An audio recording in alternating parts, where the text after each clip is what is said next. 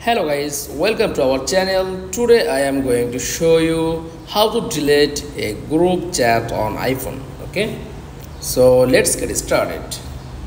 Then first of all, click on any app, WhatsApp and Messenger. Then any app, group chat. Okay, and scroll down.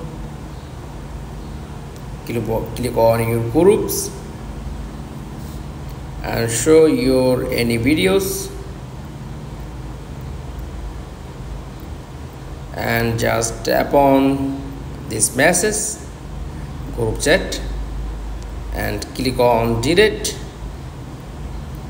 Tap on delete, just click, then delete for everyone and delete for you, and select all, mark and delete all chat history and group chat.